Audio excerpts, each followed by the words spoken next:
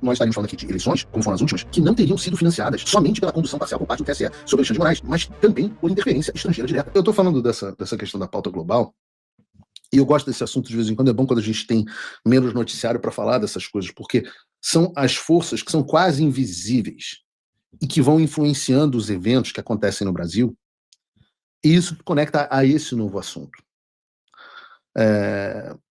Eu diria que nós temos dois networkings aqui que a gente vai tratar. Primeiro, hoje a gente já viu, que é o de combate à desinformação, ou agora desordem informacional.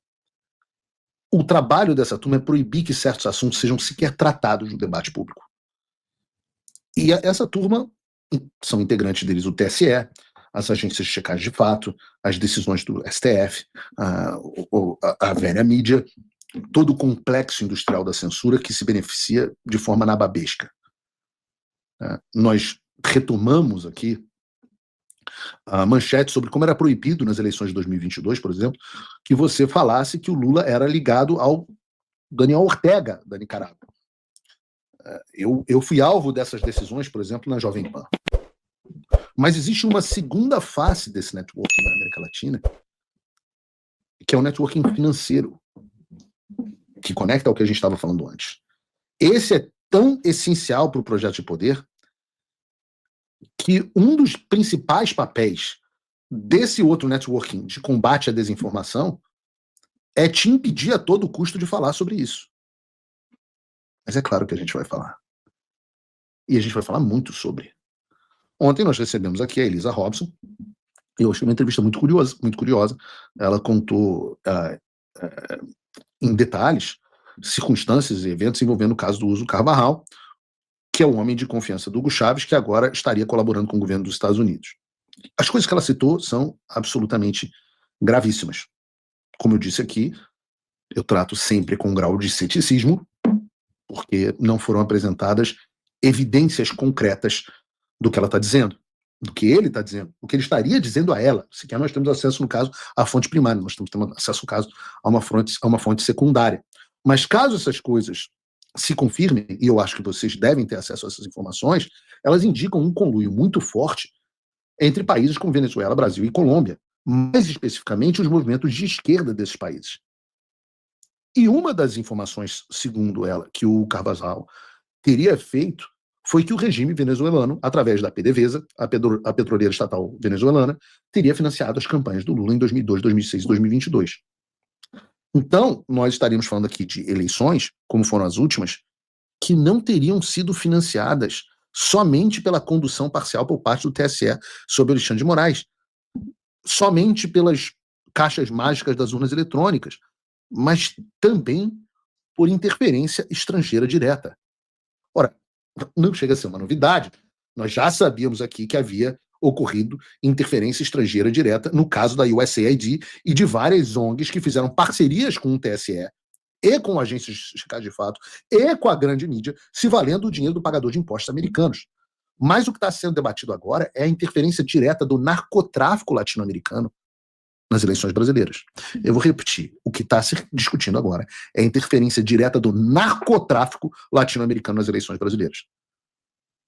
E eu trago isso novamente porque o que foi dito pela Elisa Robson ontem, como eu disse, são as palavras da Elisa Robson, mas foi corroborado em um vídeo divulgado pelo Marshall S. Billingsley, que é ex-secretário do Tesouro dos Estados Unidos para financiamento do terrorismo no primeiro governo Trump. E vejam o que ele disse. When you look at the regime that has fostered the socialist plague that has spread across Latin America, it's the Venezuelans. It's corrupt, dirty Venezuelan money that underwrote the Petro campaign. They funneled money into Mexico. They funneled money into Brazil. Once we have democracy restored in Venezuela, all of that subversion money that has been underwriting the socialist campaigns around the region dries up. So does the oil revenues to the Cuban regime, all of the support to the Nicaraguans. We forget about what Ortega is doing to the Nicaraguan people. It's a travesty. Eu não sei se vocês ouviram, mas se vocês prestarem atenção, a gente começa a ter uma noção muito mais clara sobre a razão pela qual o relacionamento da esquerda com o narcotráfico, que eu abordei no programa de ontem, parece ser tão cordial. Afinal, não é qualquer político que consegue entrar em uma comunidade dominada com traficantes, botar um boné escrito CPX e sair de lá com a maior tranquilidade. Lembrem, nós também não poderíamos falar sobre isso no processo eleitoral. Era mais um caso de desordem informacional. Mas não é a vida como ela é. Graças a Deus eu estou nos Estados Unidos, na terra dos livres e lar dos bravos, e posso falar sobre esse assunto. Porque não é todo político que consegue ter diálogos cabulosos com organizações narcoterroristas. E aí a gente volta para a história de que o problema, no final das contas, é global. E é absolutamente impossível que você resolva tudo isso de dentro do Brasil. E o que o Marshall Billingsley deixa claro no vídeo é que, segundo o que ele está dizendo, não é o Paulo Figueiredo. Não é o Paulo Figueiredo, é um ex-funcionário do governo dos Estados Unidos, desta área específica, que está dizendo que o dinheiro da Venezuela banca a esquerda na Colômbia, no México e no Brasil. E eu não sei. Se isso for verdade, talvez ajude a entender por que o Lula recebeu tão bem no seu mandato, logo de cara, o Nicolás Maduro no Brasil com honras de chefe de Estado.